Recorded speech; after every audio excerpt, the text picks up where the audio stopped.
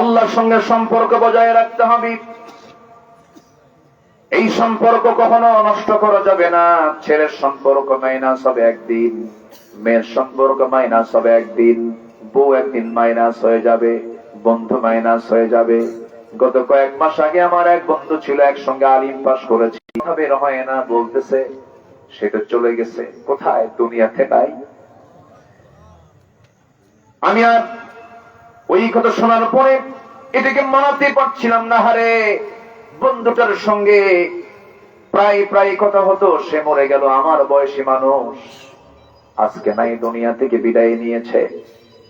বউটা পর হয়ে গেছে, সন্তান পর হয়ে গেছে। আপনি আজকে মরে যান, বউটা পর হয়ে যাবে, সন্তানটা পর হয়ে যাবে। আপনার বউ যদি কম বয়সী হয়, শ্বশুর বাড়ির লোকজন আপনার বউটাকে নিয়ে গিয়ে অন্যত্র বিয়ে দিয়ে দেবে, অন্যের সংসারে চলে যাবে, নতুন স্বামী পাবে, আনন্দ করবে। ওই বউটাই পরের দিন ফোন দিয়ে তার আব্বা আম্মাকে বলবে, বাবা তোমরা সিদ্ধান্ত ভালোই নিয়েছো, আগের স্বামীর চাইতে এই স্বামী আমার আরো ভালো। এটাই দুনিয়ার নিয়ম। সারা জীবন কষ্ট করে ব্যবসা বাণিজ্য করে কামাই করে শেষ হয়ে গেল, দুনিয়া থেকে বিদায় নিলাম, সন্তান সম্পদ দখল করে ফেলবে। আপনি শিক্ষা প্রতিষ্ঠান গড়েছেন, ওই শিক্ষা প্রতিষ্ঠানের সকল কাজকর্ম আপনি সম্পন্ন করেছেন, দুনিয়া থেকে বিদায় নিলেন, আরেকজন দায়িত্ব পেয়ে গেল। এটাই দুনিয়ার নিয়ম। কেউ আপনাকে শেল্টার দেবে না, দুনিয়া আপনাকে ঘাড় ধাক্কা দিয়ে বের করে দেবে। শেল্টার পাওয়ার জায়গা, স্থান পাওয়ার জায়গা শুধু একটাই, তিনি হচ্ছেন আমার কে। আসসালামু আলাইকুম ওয়া রাহমাতুল্লাহি ওয়া বারাকাতুহু।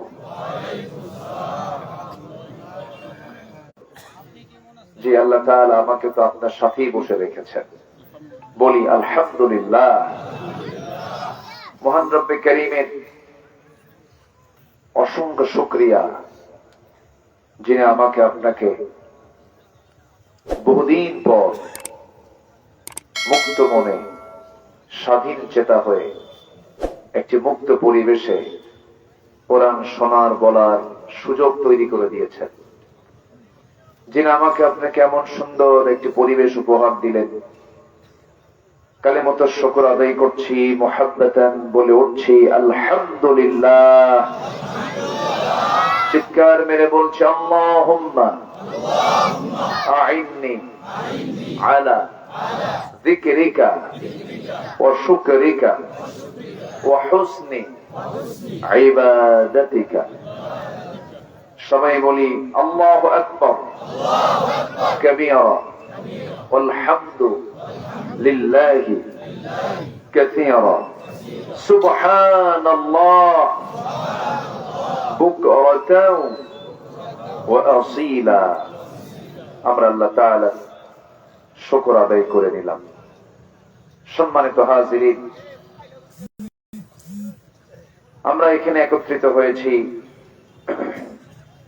কোন ব্যক্তির মস্তিষ্ক প্রসূত কোনো কথা, মন গড়া কোনো কথা এখানে শোনার জন্য মূলত বসি নাই। এসেছি আমরা সেই কালামের কথা শুনতে, যে কালাম কারো কালাম নয়। কালামটা কার? কথাগুলো কার? আল্লাহ। সেই মহান রবের কথার সমষ্টি হলো আল কুরআন আল মাজিদ। সেই কালামে হাকিম থেকে আমি কিছু কথা বলতে চাচ্ছি। এলেম কালাম তো তেমন কিছু নাই, ডাকে মানুষ আসে। ছোটবেলায় বাবার সঙ্গে হাটে যেতাম, তো হাটে ওই আগে যে মাপতো, কোন জিনিস মাপলে আগে বাটখারা দিয়ে মাপতো, দাড়ি পাল্লা দিয়ে মাপতো। এখন তো ডিজিটালে মাপে, তো বাটখারা গুলো পাশে সুন্দর করে সাজানো থাকতো। সবচেয়ে বেশি ওজন যেটা 5 কেজি, সেটা থাকতো সবার নিচে। এরপরে উপরে থাকতো হলো 200, ধরেন 2 কেজি, এর উপরে একটা 1000 গ্রাম, তার উপরে একটা 500 গ্রাম, তার উপরে 200 গ্রাম, তার উপরে 100 গ্রাম, তার উপরে 50 গ্রাম, এর উপরে হলো 25 গ্রাম, এর উপরে 10 গ্রাম। আমি হলাম সেই 10 গ্রাম। মানে বিষয়টা হলো মানুষ উপরে রাখে, কিন্তু এলেম খারাপ তো তেমন কিছু নাই। আসি কিছু কথা বলার জন্য। তবে আমার তো কোনো কথা নয়, যা কথা বলার চেষ্টা করি আল্লাহর কালাম থেকে কিছু কথা বলতে চাই। আল্লাহ যেন আমার মুখ থেকে সেই কথাগুলি বের করে দেন যে কথাগুলো মুসলিম উম্মার জন্য এই মুহূর্তে খুবই প্রয়োজন। জোরে বলি আল্লাহুম্মা আমিন। আমি এমন একটা জেলায় এসেছি যে জেলার কোনো দুর্নাম নাই, খালি সুনাম আর সুনাম। তার নাম সুনামগঞ্জ। ঠিক আছে না? কোন দুর্নাম নাই বলেই তো সুনাম।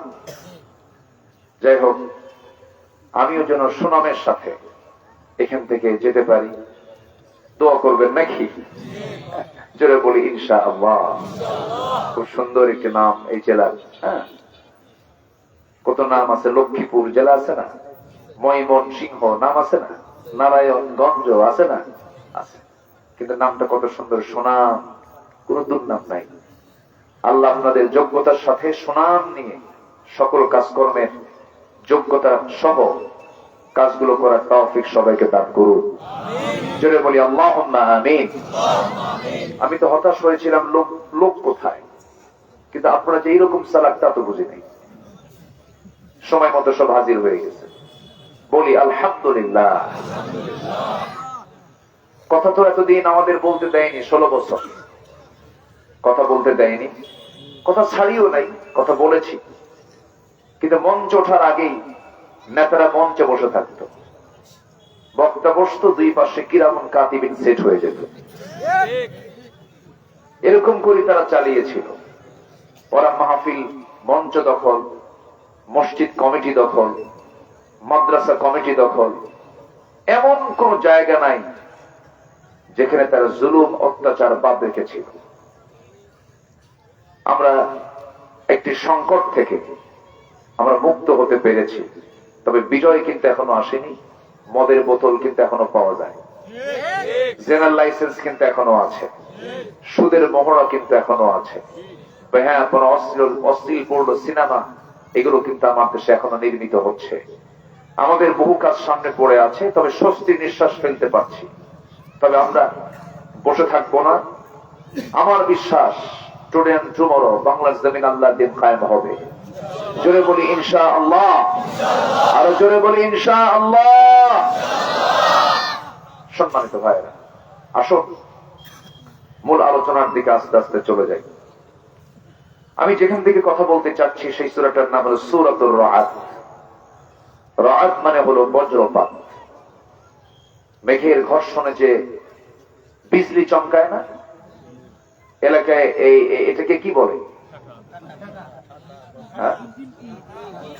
ঠাটা। কি কয়? ঠাটা। ঠাটা। আচ্ছা আচ্ছা, বজ্রপাত। আবার কিছু কিছু এলাকায় বাস পড়া বলে, বাস পড়ে, বিজলি বিজলি, এরকম বিভিন্ন শব্দ আমার দেশে আছে। এখানে এলাকায় বলে ঠাডা। ঠাডা পড়ে, এটাই হচ্ছে রাআদ, বজ্রপাত। আল্লাহ রাব্বুল আলামিন এই সূরার নামকরণ আর রাআদ দিয়ে তিনি এটার নামকরণ করেছেন। সম্মানিত ভাইয়েরা, এবং যে মেঘের ঘর্ষণে বজ্রপাত হয়, এই মেঘগুলোর কি ওজন নাই?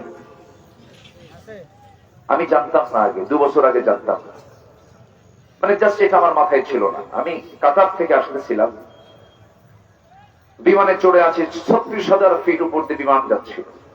তো মেঘগুলোর নিচে দেখা যাচ্ছে বিশাল মাইল মাইল মেঘের বিশাল স্তূপ। ভাবলাম এগুলোর কি ওজন আছে নাকি, জানতাম না।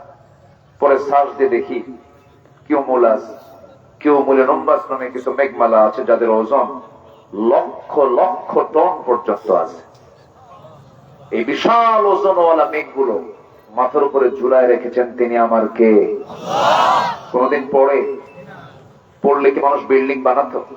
লাভ কি? ওই পাড়া বিল্ডিং এর উপরে পড়ছিল, আমার বিল্ডিং করে লাভ করবো না। মানুষ ইমারত তৈরি করতো না। আল্লাহ রাব্বুল আলামিন 1500 বছর আগে এই মেঘমালার যে ওজন আছে তাও সুন্দর করে জানিয়ে দিলেন।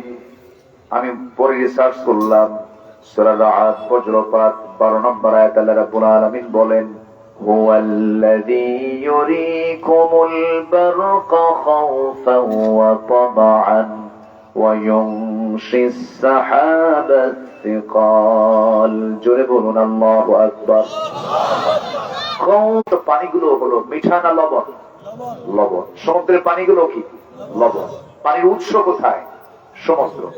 তো এই পানিগুলোকে আল্লাহ রাব্বুল আলামিন আবার আকাশে চক্র আকারে ওয়াটার ফালাহু লা তাশকুরুন قل أرأيتم إن أصبح ماؤكم غورا فمن এই জমিন থেকে তোলেন, বাষ্পীয় আকারে তোলে, মেঘ আকারে আল্লাহ রাব্বুল আলামিন বায়ু প্রবাহ সৃষ্টি করে। মহান রাব্বুল আলামিন যেখানে যা প্রয়োজন সুন্দর করে তার সেচ পদ্ধতিতে পানি নাজিল করে দেন। জোরে বলি সুবহানাল্লাহ।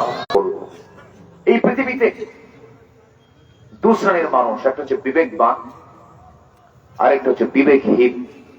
বলুন তো, বিবেকবান মানুষ বেশি না বিবেকহীন মানুষ বেশি?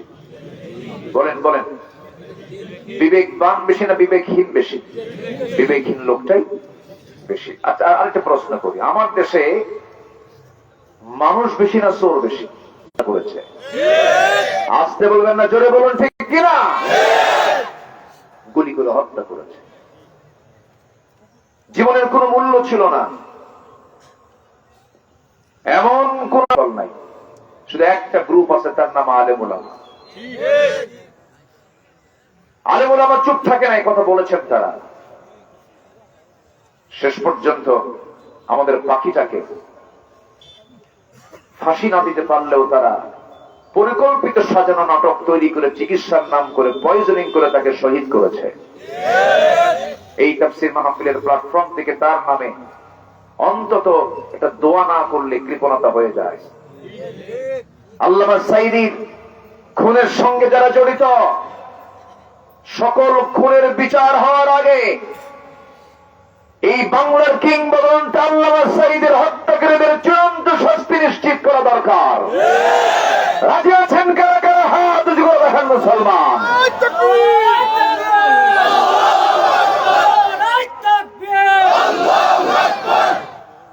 আল্লাহ কবুল করুন, আল্লাহ কবুল করুন, আল্লাহ কবুল করুন। ওরা চেয়েছিল আলেমদেরকে উলঙ্গ করতে, বেইজ্জত করতে চেয়েছিল ওরা, কিন্তু আল্লাহ ওদেরকে উলঙ্গ করেছেন, ন্যাংটা করে দিয়েছেন। কত সম্পদের পাহাড়, লাভ তো হলো না। দরবেশ মহোদয় পালাতে চাইলেন, কিন্তু পালাতে পারলেন না। মাথার চুল কালো বানালেন, মুখের দাড়িটা কেটে ফেললেন, পা জামা খুলে লুঙ্গি পরলেন, পাঞ্জাবি খুলে গেঞ্জি পরলেন, ভুল করে আবার নৌকে চড়ছে। লোকটার মাথার চুল কালো, লোকটা কে চেনা যায় না, তাকে ভালো করে দেখো, ওটাই দরবেশ। ওরা চেয়েছিল আলেমদেরকে বেইজ্জত করতে, আল্লাহ ওদেরকে উলঙ্গ করে ছেড়েছেন, ঠিক কিনা? সে আল্লাহ আছেন না নাই? আল্লাহ আছেন। আল্লাহ সব الذين يوفون بعهد الله ولا ينقضون الميثاق والذين يصلون ما أمر الله به। বিবেকবান কারা? উলুল আলবাব মানে হলো বিবেকবান। এই বিবেকবান গুলো কারা? তার চিত্রগুলো চিত্রায়িত করে বলেছেন, যাদের মধ্যে 9টা স্বভাব পাওয়া যাবে তারাই হলো বিবেকবান। আমি এই ওয়াদা করে এসেছি, আমার রবকে, আসতে বলবেন না, আমার রবকে, আল্লাহ পাক। রব মানে কি? রব মানে নাযিল করেছেন সূরাতুল হাদীদ। সূরাতুল হাদীদ, হাদীদ মানে কি? লোহা। লোহা, লোহা, এই যে লোহা, স্টিল, লোহা। এই লোহা নামে আল্লাহ পাক এই সূরার নামকরণ করলেন। কোরআন যদি শুধু ধর্মীয় কিতাব হয়, দরকার তো ছিল না আল্লাহ পাক এই মানে ধর্মীয় কিতাবের মধ্যে। সূর্যের কেন্দ্রের তাপমাত্রা হচ্ছে 15 million degree Celsius. 15 million degree Celsius. আমরা কত ডিগ্রিতে আছে এখন? 25। বলেন কত? কি বলে? আমরা লক্ষ কোটি না, 15 মিলিয়ন ডিগ্রি সেলসিয়াস। সূর্যের পৃষ্ঠে ফটোস্ফিয়ারের তাপমাত্রা হচ্ছে 5.5 থেকে 6,000 ডিগ্রি সেলসিয়াস।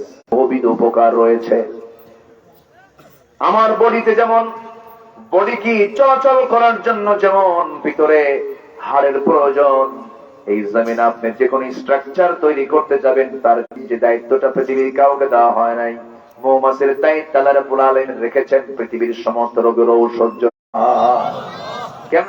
ক্যান্সারের কোন অ্যান্সার? এটা ভুল কথা, এটা শিরকি কথা। সবকিছুর অ্যান্সার আছে কার কাছে? আসতে বলবেন না, কার কাছে? সে আল্লাহ বলছেন। কিসের ক্যান্সার? উনি বলতেছেন যে আমি এটা খাচ্ছি, পান করছি, মাথায় দিচ্ছি, আমি এটাকে ব্যবহার করছি, 20 দিন পরে, এই 20 দিন আগে আমার যে প্রবলেমটা ছিল, আমি চেক আপ করে দেখি আমার ভিতরে ক্যান্সারের সেই জীবাণু নাই। কি কথা কি ক্লিয়ার? আচ্ছা, তাহলে অ্যান্সার কার কাছে আছে বলেন তো? আল্লাহর কাছে। এই পানি পান করলে তৃষ্ণা নিবারণ হয়, আর জমজম পান করলে তৃষ্ণা এবং ক্ষুধা দুটোই নিবারণ হয়। আমার নবীজি বলেছেন সব পানি বসে পান করবা, জমজমটা দাঁড়িয়ে পান করবে। আল্লাহুম্মা ইন্নী আসআলুকা ইলমান নাফিআ ওয়া রিজকান ওয়াসিআ ওয়া শিফাআন মিন কুল্লি দাহি। রাসূল এই দোয়া শিখিয়ে দিয়েছেন। আমার বন্ধুগণ, ওই যে মৌমাছি আল্লাহ রাব্বুল আলামিন ওই ডিপার্টমেন্টে রাখলেন, 1973 সালে একজন বড় বিজ্ঞানী, অস্ট্রিয়ান বিজ্ঞানী কার্ল ভন ফ্রিজ 1973 সালে মৌমাছির জীবন প্রণালী নিয়ে গবেষণা করতে নিয়ে শেষ পর্যন্ত তার গবেষণায় সুইডিশ একাডেমি সন্তুষ্ট হয়ে তাকে নোবেল পুরস্কারও দিয়েছে। একটা বইও লিখেছেন তিনি, দ্য ড্যান্সিং বিজ। গোটা বিশ্বে আলোড়ন সৃষ্টি করে ফেলে। তিনি সর্বপ্রথম ফটোগ্রাফির মাধ্যমে প্রমাণ করে দেখিয়েছেন ফিমেল ওয়ার্কার বি, মহিলা মৌমাছিগুলো মধুর সংগ্রহ এবং মৌচাক তারা নির্মাণ করে থাকে। আল্লাহ রাব্বুল আলামিন এই তথ্যটা 1973 সালে একজন বিজ্ঞানী প্রমাণ করতে চেয়েছেন, অথচ এই তথ্যটা 1500 বছর আগে মহান রাব্বুল আলামিন কোরআনে তা জানিয়ে দিয়েছেন। আল্লাহ রাব্বুল আলামিন বলেন, وَأَوْحَى رَبُّكَ إِلَى النَّحْلِ أَنِ اتَّخِذِي مِنَ الْجِبَالِ بُيُوتًا وَمِنَ الشَّجَرِ وَمِمَّا يَعْرِشُونَ। আল্লাহ রাব্বুল আলামিন মৌমাছির কাছে ওহী নাযিল করলেন, ইঙ্গিত করে বললেন, শোনো, আনিত্তাখিদি মুয়ান্নাসের সিগা। আনিত্তাখিদি যা আলেম ওলামা আছেন, এটা কিন্তু পুরুষ মৌমাছি নয়। আল্লাহ পাক ফিমেল ওয়ার্কার বি কে বলছেন, স্ত্রী মৌমাছিকে বলছেন, রানী মৌমাছিকে বলছেন আনিত্তাখিদি। নাম্বার 2 হলো, ওই বিজ্ঞানী প্রমাণ করতে চেয়েছেন যখন একটা কর্মী মৌমাছি নতুন কোন ফুলের বাগান বা উদ্যান খুঁজে পায়, সঙ্গে সঙ্গে অন্যান্য মৌমাছিদের সঠিক পথের দিক নির্দেশনা দিয়ে দেয়। কার্ল ভন ফ্রিজ এটাকে নাম দিয়েছেন ওয়াগাল ড্যান্স, যা বিশ্বব্যাপী সাড়া ফেলে। অথচ এই তথ্য কোরআনে কারীমের কাছে অত্যন্ত পুরাতন, 13,000 বছর আগে আল্লাহ রাব্বুল আলামিন তা জানায়া দিয়েছেন। আল্লাহ বলেন, সুম্মা কুলি মিন কুল্লি সানা। 1 পাউন্ড মধু বানাতে 550 মৌমাছিকে প্রায় 20 লাখ ফুলে ভ্রমণ করতে হয়, লাখ কিলোমিটার পথ পাড়ি দিতে হয়, যা দিয়ে গোটা পৃথিবী 3 বার ঘোরা সম্ভব। এখন বলেন মধুর দাম কত? বলেন, কেউ কি টাকা দিয়ে কিনতে পারবেন? পারবেন টাকা দিয়ে কিনতে? এটা সঠিক মূল্য দিতে পারবেন? এই মধু তৈরি করতে আল্লাহ পাক এই বাহিনীকে রেখে দিয়ে কত পরিমাণ পরিশ্রম করায়া এই মধু বানায়া বলছেন এটা পান কর, ফিহি শিফাউল লিন্নাস, মরা ছাড়া সব রোগের ওষুধের মধ্যে আছে। আর সেই মধুর মধ্যে যারা কি ভেজাল দেয় তাদের কি একবার ফাঁসি দরকার না বারবার ফাঁসি দরকার? কি কথা কি বুঝতেছেন আপনারা? কথা বুঝতেছেন?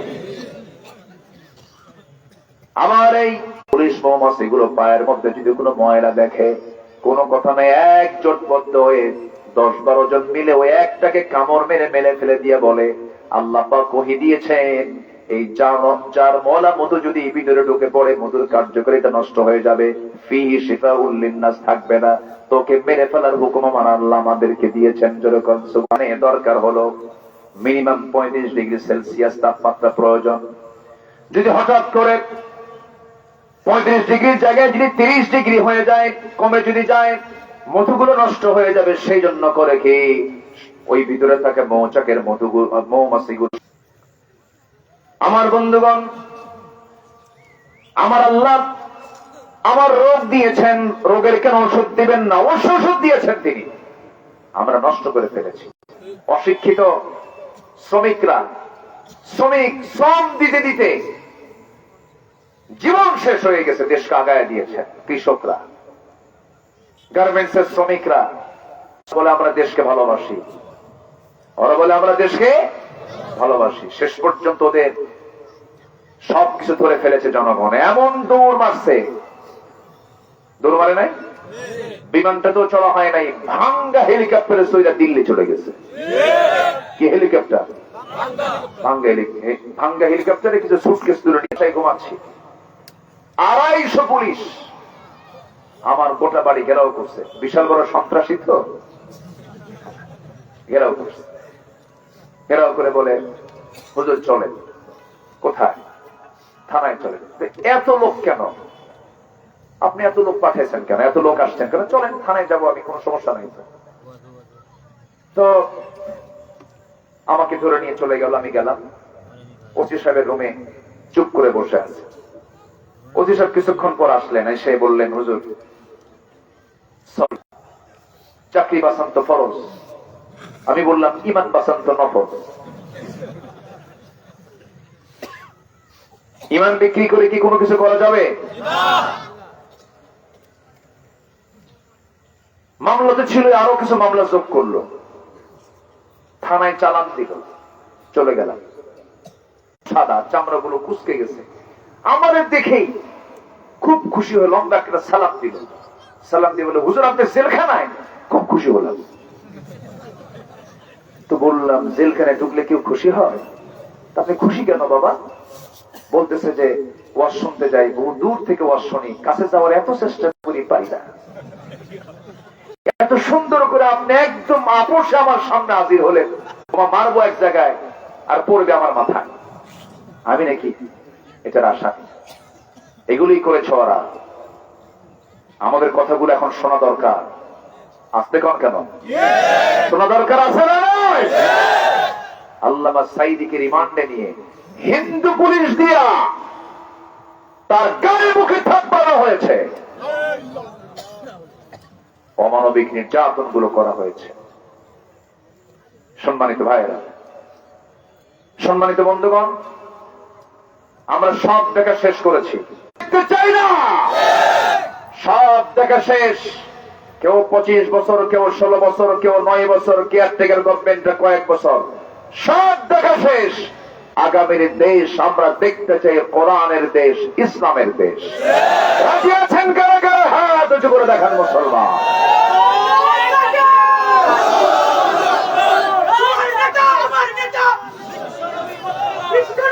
নয়টি চরিত্র যার মধ্যে পাওয়া যাবে, 9টা বৈশিষ্ট্য যার মধ্যে পাওয়া যাবে, সে হচ্ছে বিবেকবান।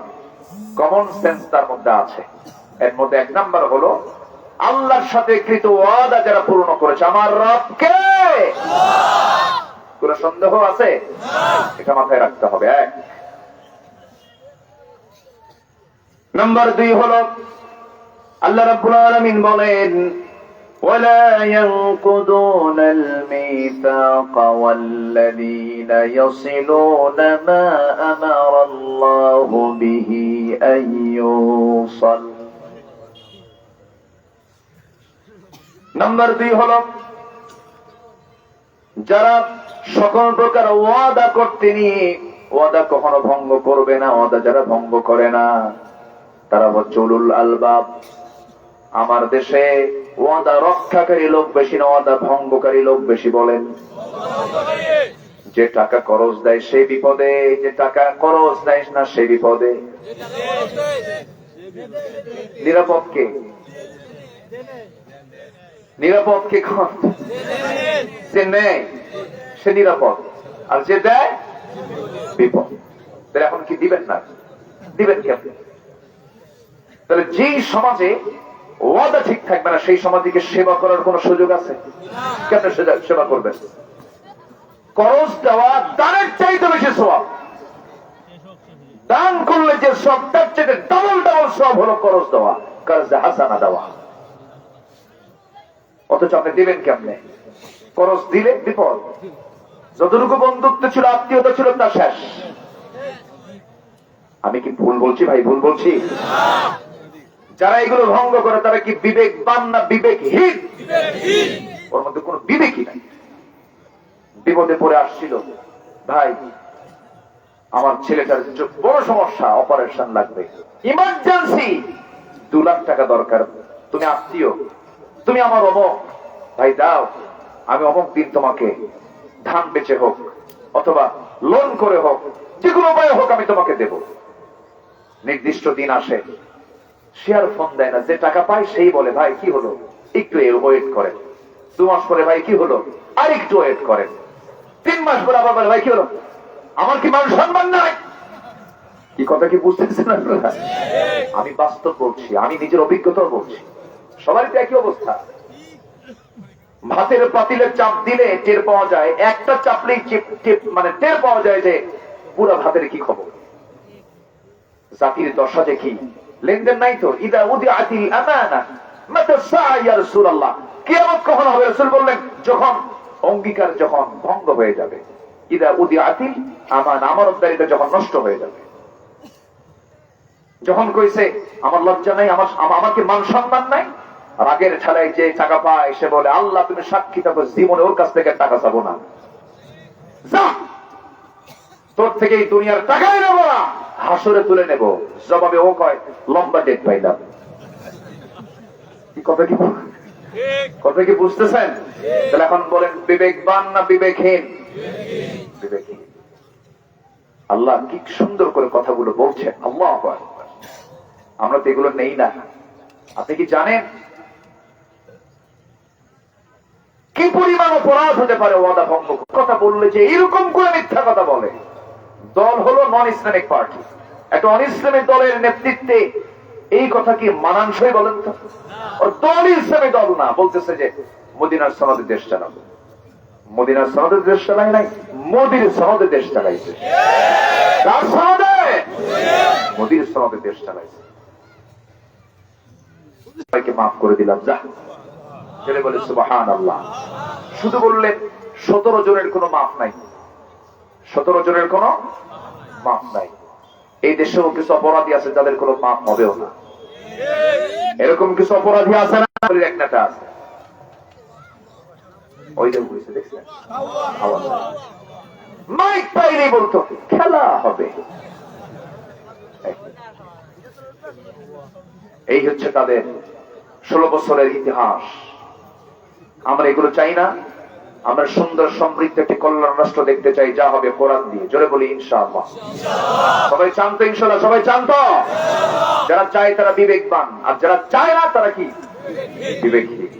আমি আল্লাহর আইনই চাবো, আমি আল্লাহর গোলাম, আমি আল্লাহর বিধানই চাবো। আমার রবকে, আমার আইনদাতাকে, আইন চাবো কার?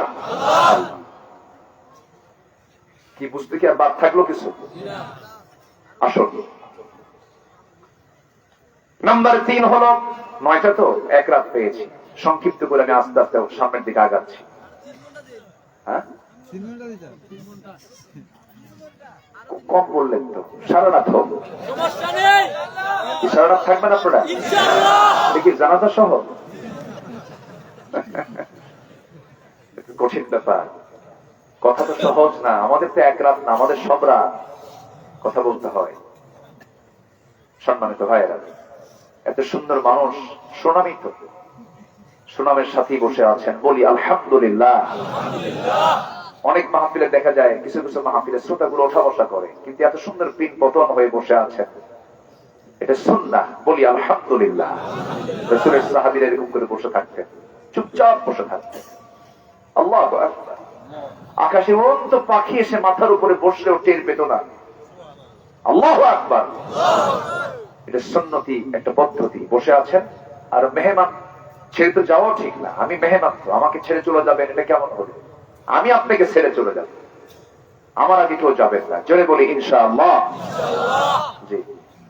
নাম্বার 3 হলো সম্পর্ক দুনিয়ার সবার সঙ্গে মানে ছুটে গেল, আল্লাহর সঙ্গে সম্পর্ক ছুটানো যাবে না। রাজি আছেন না? বউ তালাক হয়, হতে পারে, হতে পারে না? বন্ধু বিচ্ছিন্ন হতে পারে, কারণ বন্ধু যদি গাঁজা খায়, মদ খায়, ও যদি ইসলাম বিরোধী তৎপরতা চালায়, ওর সঙ্গে বন্ধুত্ব থাকবে? থাকবে না। কিন্তু আমার আল্লাহর সঙ্গে বন্ধুত্ব কি নষ্ট করা যাবে? এটা হচ্ছে সবচেয়ে বড় চ্যালেঞ্জ। যারা আল্লাহর সঙ্গে বন্ধুত্ব ছুটে ফেলে, বিবেকবান না বিবেকহীন? উলুল আলবাবের অন্তর্ভুক্ত সে নয়। আল্লাহর সঙ্গে সম্পর্ক বজায় রাখতে হবে। এই সম্পর্ক কখনো নষ্ট করা যাবে না। ছেলের সম্পর্ক মাইনাস হবে একদিন, মেয়ের সম্পর্ক মাইনাস হবে একদিন, বউ একদিন মাইনাস হয়ে যাবে, বন্ধু মাইনাস হয়ে যাবে। গত কয়েক মাস আগে আমার এক বন্ধু ছিল, একসঙ্গে আলিম পাস করেছি, বের হয় না বলতেছে, সেটা চলে গেছে কোথায়? দুনিয়াতে নাই। আমি আর ওই কথা শোনার পরে এটাকে মানাতে পারছিলাম না। হারে, বন্ধুটার সঙ্গে প্রায় প্রায় কথা হতো, সে মরে গেল, আমার বয়সী মানুষ, আজকে নাই, দুনিয়া থেকে বিদায় নিয়েছে। বউটা পর হয়ে গেছে, সন্তান পর হয়ে গেছে। আপনি আপনি আজকে মরে যান, বউটা পর হয়ে যাবে, সন্তানটা পর হয়ে যাবে। আপনার বউ যদি কম বয়সী হয়, শ্বশুর বাড়ির লোকজন আপনার বউটাকে নিয়ে গিয়ে অন্যত্র বিয়ে দিয়ে দেবে, অন্যের সংসারে চলে যাবে, নতুন স্বামী পাবে, আনন্দ করবে। ওই বউটাই পরের দিন ফোন দিয়ে তার আব্বা আম্মাকে বলবে, বাবা তোমরা সিদ্ধান্ত ভালোই নিয়েছো, আগের স্বামীর চাইতে এই স্বামী আমার আরো ভালো। এটাই দুনিয়ার নিয়ম। সারা জীবন কষ্ট করে ব্যবসা বাণিজ্য করে কামাই করে শেষ হয়ে গেল, দুনিয়া থেকে বিদায় নিলাম, সন্তান সম্পদ দখল করে ফেলবে। আপনি শিক্ষা প্রতিষ্ঠান গড়েছেন, ওই শিক্ষা প্রতিষ্ঠানের সকল কাজকর্ম আপনি সম্পন্ন করেছেন, দুনিয়া থেকে বিদায় নিলেন, আরেকজন দায়িত্ব পেয়ে গেল। এটাই দুনিয়ার নিয়ম। কেউ আপনাকে শেল্টার দেবে না, দুনিয়া আপনাকে ঘাড় ধাক্কা দিয়ে বের করে দেবে। শেল্টার পাওয়ার জায়গা, শেল্টার পাওয়ার জায়গা, স্থান পাওয়ার জায়গা শুধু একটাই, তিনি হচ্ছেন আমার কে। দিন শেষে আমার কেউ নাই ভাই, কেউ নাই। এই জন্য সব সম্পর্ক বাদ হলেও আল্লাহর সম্পর্ক বাদ দেওয়া যাবে না। এটাকে ঠিক রাখতে হবে। আল্লাহ আমার সঙ্গে সম্পর্ক করতে চান। আমার আল্লাহ কত উদার দেখেন। আমার আল্লাহ আমাকে মাফ করার জন্য প্রত্যেক রাত্রিতে চলে আসেন, শেষ রাত্রিতে দুনিয়া, দুনিয়ার আকাশে এসে বলেন, আলা মিন মুস্তাগফিরিন ফাগফির। কানেকশন হয়ে যায়, জোরে বলি সুবহানাল্লাহ। আবার শয়তানও কম না, শয়তান ওই সময় আসে। হাদিসে এসেছে, শেষ রাত্রিতে ফজরের একটু আগ দিয়ে শয়তান চলে আসে, প্রত্যেক বান্দার শিওরে এসে মাথার চুলে হাত দেয়, মাথার চুলে হাত দেয় আর বলে, আলাইকা লাইলুন তাবিল, আলাইকা লাইলুন তাবিল। সহিহ হাদিসের বর্ণনা, তোমার রাত অনেক লম্বা, তোমার রাত অনেক লম্বা, ঘুমাও ঘুমাও। শয়তান এমন করে বলতে থাকে। সেই সময় রাসূল বলেন, শয়তান মোটে 3টা গিট মেরে দিয়ে চলে যায়। ওই 3টা গিট যদি কেউ ছোটাতে চাও, 3টা আমল করবে। ঘুম থেকে চট করে উঠে বিছনা থেকে পিঠটা সরায় নিয়ে বলবে, আলহামদুলিল্লাহিল্লাযী আহইয়ানা বা'দা মা আমাতানা ওয়া ইলাইহিন নুশুর। একটা গিট ছুটে গেল। ওযু বানাবে, 2টা গিট ছুটে গেল। ওযু করে মসজিদের দিকে রওনা দিয়ে নামাজে দাঁড়াবে, 3টা গিট ছুটে গেল। 24 ঘন্টা একদিন শয়তান তার কাছে ওয়াসওয়াসা দেওয়ার সাহস পায় না। জোরে বলে সুবহানাল্লাহ, আর জোরে বলে সুবহানাল্লাহ। সবাই কি নামাজ পড়তে রাজি আছেন নাকি? কয়টা গিট ছুটাবো আমরা বলেন? কয়টা গিট বলেন? 1 নাম্বার কি দিয়া? ঘুম থেকে উঠে বসবো। নাম্বার 2 হলো কি দিয়া? ওযু করে। নাম্বার 3 কিসের নামাজ পড়ে? কিসের নামাজ বলেন? ফজর নামাজ পড়ে। এই 3টা রেগুলার যদি করতে পারি, আল্লাহর কসম করে বলি, যে বান্দা এই 3টা নিয়মটা সারা জীবন মেনে চলবে, শয়তান তাকে ওয়াসওয়াসা দিতে পারবে না। কিন্তু দুঃখজনক হলো সত্য, বাংলাদেশের শতকরা 5% মুসলমান নামাজ পড়ে। কত পার্সেন্ট? 5%। তো জামাতের খবর নাই।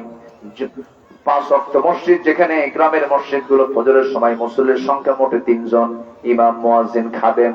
চাকরি আছে বলে আছে, চাকরি না থাকলে ওই 3টাও থাকতো না। বাস্তব বলছি। কিছু বুড়া চাচা মাঝে মাঝে আসে, চাচা নামাজে কেন আসছেন? কোমর নড়ে না, বুড়া হয়ে গেছেন। কেন আসেন? বাবা বুড়ি মরে গেছে, বুড়ি থাকলে আমি আসতাম না। আমি কি ভুল বলছি ভাই? মসজিদ গুলো আজকে টাইলস ওলা মসজিদ, শীততাপ নিয়ন্ত্রিত মসজিদ, কিন্তু মুসল্লি গুলো নাই। শয়তান তো ওই জায়গায় ওয়াসওয়াসা দিয়ে বসে আছে। আমার বন্ধুগণ, দিন শেষে আমার বন্ধু একমাত্র আল্লাহ। সে আল্লাহকে আমরা টাইমটা দিয়ে দেব সবার আগে, সময়ের মালিককে। অতএব সময় দেব আগে কাকে? আল্লাহকে সময় দেব। নামাজ পড়বো কয় ওয়াক্ত বলেন? 5 ওয়াক্ত নামাজ আমরা পড়বো। কবরকে ভয় করা দরকার। আমি মরে যাচ্ছি, মরার সঙ্গে সঙ্গে কেউ আমাকে দেখবে না। ওই কবরে দেখার মতো একজন আছেন, তিনি আমার কে? আল্লাহু আকবার। আমার ভাইরা, কবরকে দেখে সাহাবীরা পর্যন্ত ভয় পেতেন। 10 জন সাহাবী জান্নাতের সংবাদ পেয়েছিলেন।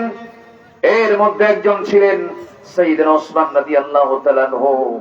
কবরের কথা যখন তিনি স্মরণ করতেন, বাচ্চার মতো কাঁদতেন। কবরের সামনে যখন যেতেন, হাউমাউ করে কাঁদতেন আর বলতেন, এই কবরবাসী দুনিয়াতে কত বন্ধু বান্ধব নিয়ে ঘুরতো ফিরতো, আজকে কেমন করে অসহায় হয়ে পড়ে আছে। আমি ওসমান একদিন এই জায়গায় আসবো, কেমন করে থাকবো আমি? পরেশান হয়ে যেতেন। সাইয়েদনা ওমর ফারুক পাগলের মতো কাঁদতেন। খাদিজার মতো একজন দামি মহিলা, যাকে আল্লাহ তাআলা নিজে সালাম দিয়েছেন, সেই খাদিজার মতো মানুষ একদিন রাসূলকে বলছেন, হুজুর আমার শরীরটা ভালো না, আমি মনে হয় মরে যাব, আমি মনে হয় বাঁচবো না। রাসূল বলছেন, ও খাদিজা, 3 দিন আগে আমার চাচা আবু তালেবকে আমি বিদায় দিলাম, তুমি এমন করে কথা বলছো কেন? আমার তো ঘা শুকাই নাই, শোকের ঘা এখনো আছে কাঁচা। কি বলতেছো? হুজুর শরীরটা ভালো যাচ্ছে না, মনে হয় মরে যাবো, আমাকে মাফ করে দিয়ে, আমি আপনার কাছে কিছু চাই। রাসূল বলেন, তুমি তো আমার কাছে কোনোদিন কিছু চাও না, আজকে যা চাইবা তাই দেব। তিনি বলছেন, আমি দুনিয়ার কিছু চাই না, আমি যখন মরে যাব আমার লাশটা নিয়ে আপনি কবরে শোয়া দিবে, 3টা প্রশ্নের জবাব আপনি আমার হইয়া দিয়ে দিবে। রাসূল বলছেন, কেন? খাদিজা বলছেন, আমার মন বলছে কবরে 3টা প্রশ্নের জবাব দেওয়ার মতো যোগ্যতা আমার নাই। কি করে তারা অস্থির ছিলেন, কবরের চিন্তা করেছেন। সেই কবরে আমাকে আপনাকে যেতে হবে ভাই। এখানে যারা বসে আছি, অনেকের বাপ চলে গেছে, ভাই চলে গেছে, বোন চলে গেছে, আত্মীয় স্বজন চলে গেছে, আমিও চলে যাব। এই চিন্তাটা মাথায় নিয়ে আমরা চলবো। মান আকিয়াসুন নাস ওয়া আহজামুন নাস ইয়া রাসূলুল্লাহ, সবচেয়ে চালাক লোকটা কি? রাসূল বললেন, সবচেয়ে চালাক লোকটা সেই, ক্বালা আকসারুকুম যিকরুল মাউত ওয়া আকসারুহুম ইসতিআদাদা উলাইকাল আকিয়াস যাহাবু বিশরাফিদ দুনিয়া ওয়া কারামাতিল আখিরাহ। সেই লোকটাই সবচেয়ে বেশি চালাক, যে মৃত্যুর কথা বারবার স্মরণ করে। জোরে বলি সুবহানাল্লাহ। যে কোনো মুহূর্তে আমরা চলে যাচ্ছি, ফিরে যাব কার কাছে? আল্লাহর কাছে। আল্লাহ আমাকে বারবার প্রশ্ন করছেন, আমার কাছে তুমি আসবে বান্দা, আমি তোমাকে নসিহত করি, ইত্তাকুল্লাহা ওয়াল তানজুর নাফসুম মা কদ্দামাত লিগাদিন ওয়াত্তাকুল্লাহ ইন্নাল্লাহা খাবীরুম বিমা তা'মালুন। জোরে বলুন আল্লাহু আকবার। লক্ষ্য করে দেখো আগামীকালের জন্য তুমি কি পাঠাচ্ছ। আল্লাহকে ভয় করো। তুমি যা কিছু করছো সব খবর কিন্তু আমার আল্লাহ রাখেন। এই জন্য আমার বন্ধুগণ, সবার আগে সম্পর্ক আমরা গড়বো কার সাথে? আসতে বলবেন না, কার সাথে? আল্লাহর সঙ্গে আমরা সম্পর্ক গড়বো। নামাজটা পড়বো কয় ওয়াক্ত? ও যদি নামাজ না পড়ে কি করবেন? বাড়িতে বউ আছে না নাই? এই বউ আছে না? আস্তে আস্তে কয় বউ নাই মনে হয়, আছে না নাই? আছে তো। বউ যার নাই, বউ যার নাই তাদের মনে হয় একটু মন খারাপ নাকি? হুজুর আপনি বললেন কেমনে? কই নাই তো। দোয়া করি আল্লাহ তোমাদের বউ জুটায় দিন। নিজে দিনে খুঁজতে যাইও না, ছাত্র জীবনে নিজে খোঁজা যাবে নাকি? বিয়ের সময় যখন হবে পরিবারকে জানাবে, বলবে পিছনের দরজা দিয়ে না সামনের দরজা দিয়ে যাবা। ওলা মুত্তাখিদি আখদান ওলা মুত্তাখিদাতি আখদান এগুলো করবা না, গোপন গোপন কিছু করবা না। Messenger, imo, Line, Viber, WhatsApp, imo এগুলো করবা না। দেখেন না কিছু কিছু যুবক আছে গার্লস স্কুলের সামনে যে ইতিমের মতো বসে থাকে, মানে মাও নাই বাপও নাই, মেয়েটা বের হয় পিছে পিছে যায় ইতিমের মতো। মেয়েটাকে বলে একটাবার আমার দিকে তাকাও না, আমি তোমাকে কি মহব্বত করি, 3 রাত হলো ঘুম নাই আমার। এ আছে না নাই? এগুলো লস প্রজেক্ট। চুরি ফিতে কিনা দেওয়ার দরকার নাই, এগুলো লস। ফুচকা খাওয়াইও না, এগুলো কইও না। সময় নষ্ট, জীবন নষ্ট। একটা নারীর পিছনে যাচ্ছ, তোমার ক্যারিয়ার গঠন হবে না। ক্যারিয়ার গঠন হলে তুমি নারী পাবে। নারীর পিছনে যাচ্ছ, তোমার শিক্ষা জীবন ব্যাহত হবে। ক্যারিয়ার গঠন করবে, তুমি নারী পাবে। তাহলে ক্যারিয়ার গঠন করলে শিক্ষা পাবে, তুমি নারীকে পাবে। তুমি শিক্ষা অর্জন করো, ক্যারিয়ার গঠন করো, যোগ্য হও, সবকিছুই পাবে। আবার শেষে নারীকেও পাবে। তাও বৈধ না অবৈধ? বৈধ। অবৈধ কোনো পন্থা অবলম্বন করা যাবে না। এগুলো কি কথা বলার দরকার বাবা? এই যে যুবকরা, এগুলো কি কথা বলার দরকার আছে কিনা? আচ্ছা, এগুলো করবা না, এগুলো করা যাবে না। শুধু তুমি 2টা জিনিস থেকে বাঁচবে যুবকরা। নাম্বার 1, অবাধ যৌনাচার থেকে নিজেকে কন্ট্রোল করবে। নাম্বার 2, সকল প্রকার মাদক থেকে, নেশা থেকে নিজেকে গুটিয়ে রাখবে। এই 2 নেশা জীবনকে শেষ করে দেয়। দুঃখজনক হলেও সত্য, যুব মন্ত্রণালয় ছিল, পরিকল্পনা মন্ত্রণালয় ছিল, এরপরেও এই দেশে এখন বর্তমান বাংলাদেশে মাদকাসক্ত মাদক সেবীর সংখ্যা হলো 50 লাখ। নাউজুবিল্লাহ বলবেন না? 50 লক্ষ। চিন্তা করুন, এই 50 লক্ষ মাদকাসক্ত যারা আছে, দেশ একটা মহামারীর দিকে চলে গেছে। এগুলো বন্ধ করবেন কেমনে? এগুলো তো অ্যাভেলেবেল করে দিয়েছিল। সম্মানিত ভাইয়েরা, সম্মানিত যুব সমাজ, আমি আপনাদেরকে বলতে চাই, সবকিছু ছেড়ে দিয়ে আল্লাহর সঙ্গে সম্পর্ক গড়ি আমরা। আমাকে দেওয়ার মতো একজন দিবেন, তিনি আমার কে? আল্লাহ পাক। নাম্বার 4 হলো আল্লাহ রাব্বুল আলামিন বলেন, মা আমারা আল্লাহু বিহি আন ইউসালা ওয়া ইয়াখশাউনা রাব্বাহুম ওয়া ইয়াখাফুনা সুআল হিসাব। জোরে বলুন আল্লাহু আকবার। এই লোকটা যায় কেন? এই যে কিছুই কয় না, বক্কা বক্কা, ঠিক আছে না? বৌকা ঠিক আছে না?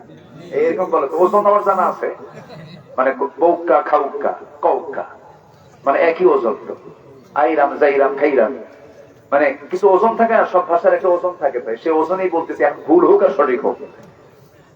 যে একটু বসুন না, একটা লোক ওঠেন না, এটা রেকর্ড থাক, বলি আলহামদুলিল্লাহ। নাম্বার 4 হচ্ছে আল্লাহর ভয়। কার ভয় বলেন তো? আল্লাহর ভয় থাকতে হবে।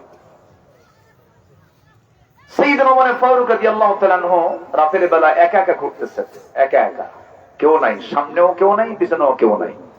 তাদের প্রটোকল লাগতো না, কারণ তাদের মধ্যে কোনো ভুল, তারা জনগণের সঙ্গে প্রতারণা করেছেন এমন কোন রেকর্ড নাই। তারা মনে করতেন আমার কোন শত্রু নাই, আমি কোনো ক্ষতি করিও নাই, একা একা চলতেন, একা একা ঘুরতেছেন। হঠাৎ করে এক বাড়ির সামনে গিয়ে তিনি দাঁড়ালেন।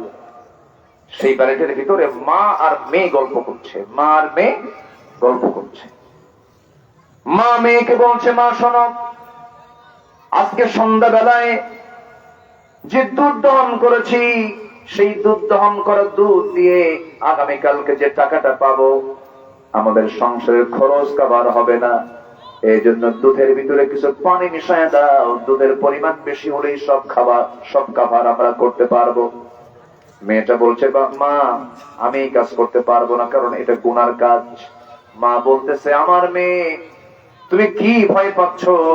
এই জনপদের যে খলিফা ওমরে ফারুক এই জায়গায় নাই, তার লোক এই জায়গায় নাই, ঘরের মধ্যে লুকায় লুকায় পানি দিবা, কেউ দেখবে না, তাড়াতাড়ি পানি দাও। মেয়েটা বলছে, মা এই কাজ আমার দ্বারা হবে না, কারণ অন্ধকারের আলোতে বান্দা যেটাই করুক না কেন সবচেয়ে বড় রাজ সাক্ষী হচ্ছেন আল্লাহ রাব্বুল আলামিন। আল্লাহ পাক আমার আমল নামে গুনাহ লিখবেন, এত বড় অপরাধ, এত বড় ভুল কাজ আমি করতে পারবো না মা। এই কথাগুলো শুনলেন, সাইয়েদনা ওমর ফারুক কেঁদে ফেললেন, বাড়িতে চলে গেলেন, বউকে ডাক দিয়ে বললেন, আমার স্ত্রী, আমার ছেলে বউ পেয়ে গেছি। সুবহানাল্লাহ বলবেন না? খলিফা ওমর কি সাধারণ মানুষ না রাষ্ট্রপতি? খলিফা। আর ওই বাড়িটা কি বলেন তো? গোয়াল। এই তো ফাইন কথা বলেছে। সাধারণ পরিবার। কি বেচে? কি বেচে বলেন? দুধ বেচে খায়। পরের দিন পাঠায় দিলেন, বউকে বলেন, যাও ছেলে বউ দেখে আসো। ওই মেয়েটাই হবে আমার ছেলের বউ। আল্লাহু আকবার বলেন। আর এখন কত কি লাগে? ছেলেকে বিয়ে করাবে, মেয়ের কত কি লাগে, মেয়েকে বিয়ে করাবে, ছেলের কত কি লাগে। ছেলে কি পাস? মাস্টার্স। আর কি আছে? ক্যামফিল সহ পিএইচডি। আর কি আছে? ক্যাশ কত? 50 লাখ। বিদেশে কি কোনো কোথাও কিছু আছে? কি বিদেশেও ব্যবসা আছে? মঙ্গল গ্রহে অফিস আছে। মঙ্গল গ্রহে কি আছে? অফিস আছে। কত কি লাগে। আর সাইয়েদনা ওমর ফারুকের কি লাগলো? আল্লাহর ভয়। কি লাগলো? কি লাগলো? কি লাগলো? কি দরকার হলো? আল্লাহর ভয়। ওয়া ইয়াখশাউনা রাব্বাহুম।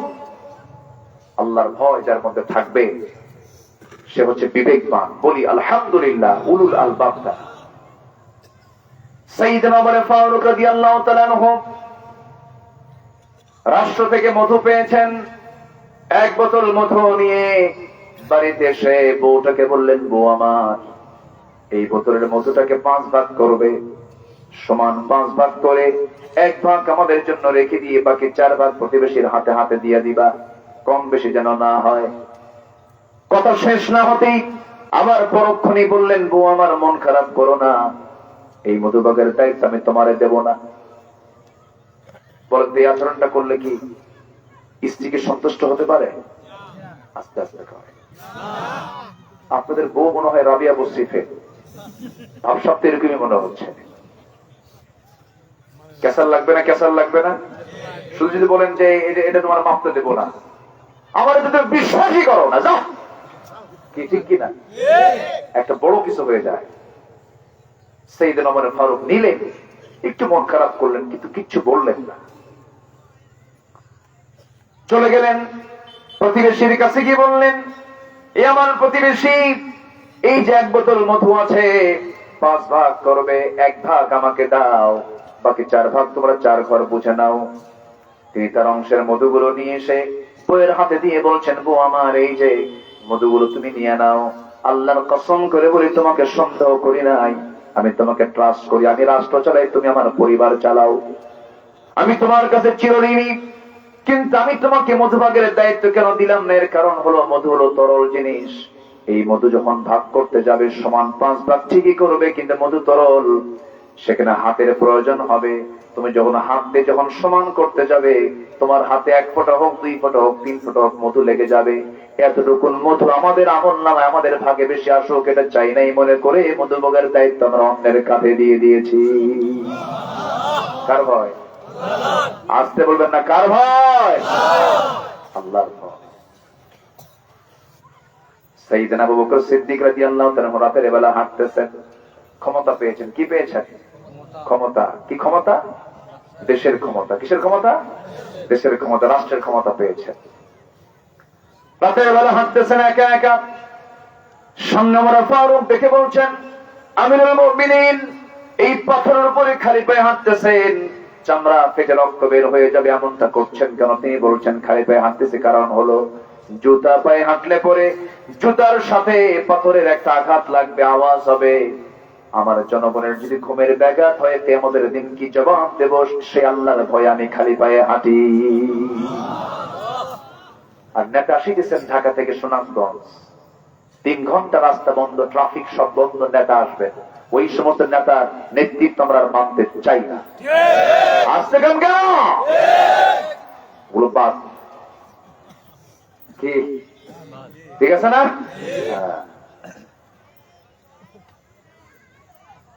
রাত গভীর হয়ে গেছে। সাইয়েদনা আবু বকর সিদ্দিক রাদিয়াল্লাহু তাআলা আনহু তিনি এক বুড়ি মহিলার দরজায় গিয়ে নক করে ভিতরে ঢুকে গেছেন। ওই বুড়ি মহিলার স্বামী নাই, ছেলে নাই, মেয়ে নাই, কেউ নাই, চোখেও দেখেন না ভালো করে।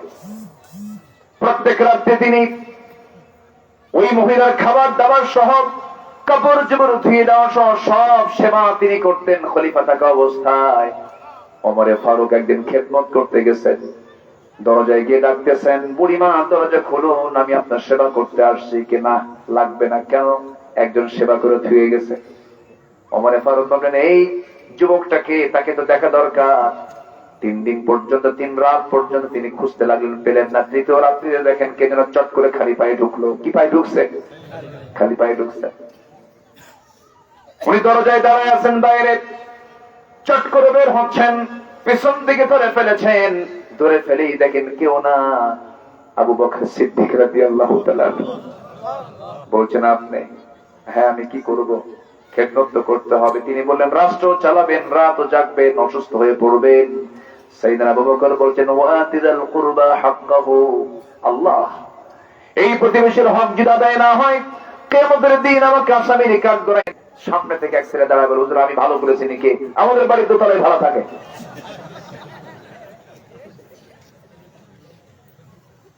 দ্বিতীয় খলিফা ওমর রাদিয়াল্লাহু তাআলা আনহু তিনি কি করেন? খেলাফতের দায়িত্ব পেয়েই চলে গেছেন ওই মহিলার ঘরে, বৃদ্ধার ঘরে গেছেন। দরজায় নক করলেন, দরজা খুলে গেল।